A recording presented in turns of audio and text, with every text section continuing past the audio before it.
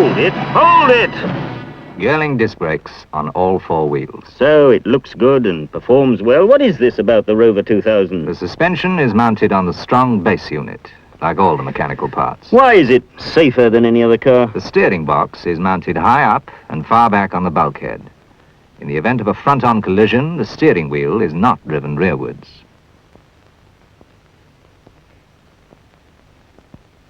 In the event of a rear collision, the occupants are protected by a steel bulkhead placed between the boot and the passenger compartment. Yes, but what about avoiding a collision in the first place? The Rover's stability and immense cornering power derives from many factors. The Didion rear suspension ensures that the rear wheels remain upright at all times, thus offering the greatest tread area to the road. And radial ply tires are standard equipment.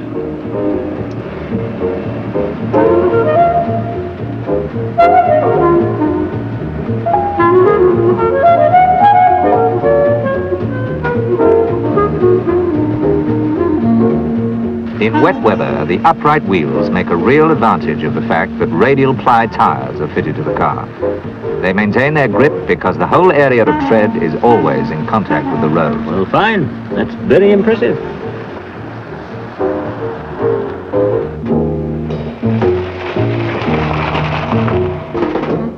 In both engine versions, the 2000 and the 3005, the standards of safety are identical.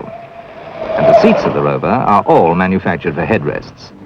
These prevent disabling injuries when the head is jerked back in an accident situation.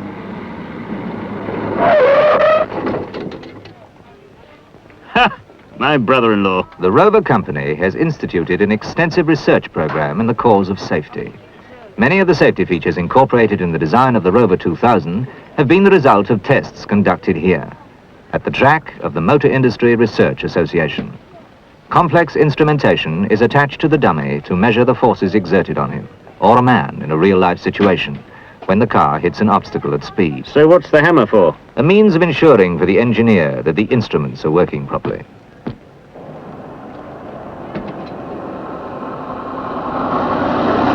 But there are other reasons for crashing a car. It is the only way of proving that safety design really does serve its purpose. Of checking, for example, that the steering wheel is not thrust back more than can be allowed towards the driver. Yes, well, I reckon you've That the proved... petrol tank does not break free, that the seats remain firmly fixed, that the car behaves as it should behave, with as much protection as possible for the occupants.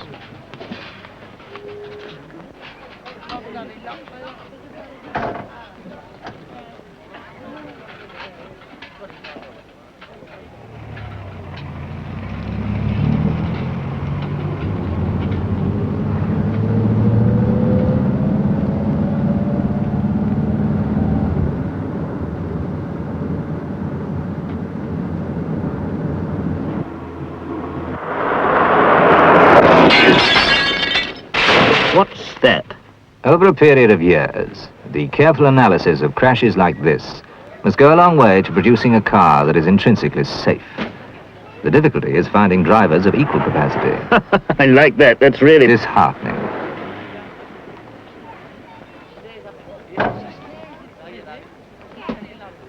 It is worth noting that the Rover engine does not penetrate the passenger compartment, that the dummy is still harnessed in the rear seat, but as expected, the petrol tank, which is mounted away from the possibility of damage caused by a rear collision, is firmly secured, on principles normally found only in aircraft. Well, that's great. But the seatbelt is the biggest single safety feature in any car.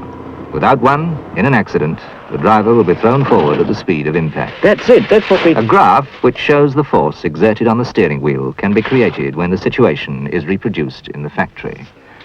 And the deformable structure to which the steering column is mounted is one of a whole range of protective ideas in the Rover.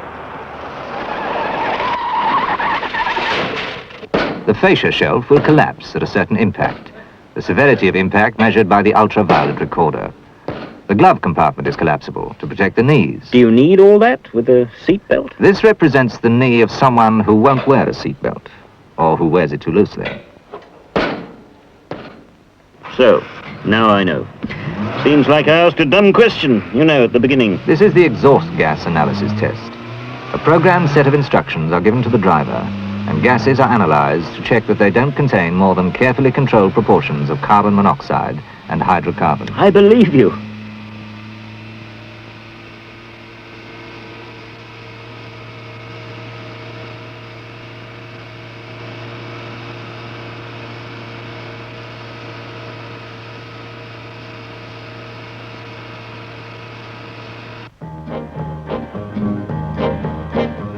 The instruments are set just below the driver's vision line, so that he does not have to take his eyes off the road for more than a moment. Good ventilation and real comfort for 4 people. You've sold me, you really have. Completely safe and yet detachable harness anchorage points. A special Rover design of harness that allows easy movement. All-round visibility, the windows being large with narrow pillars. Fine, fine. The front seats are freely reclining.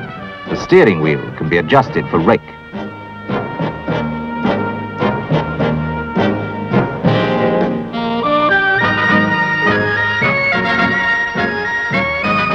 The panels are attached only at the last stage. This means that the base unit can be completely immersed in the anti-corrosion bath, so that its inbuilt strength never deteriorates. And the panels themselves are not damaged or scratched. You've really got a great car there, thank you. 4 headlights. The driver can see at a glance that its side lights are on. The trafficators are easily seen by other motorists. Hey, hold it, hold it. Disc brakes on all 4 wheels. Child-proof door locks. No sharp angle or protrusions to cause injury inside or outside. A warning light to signal when the brakes blow.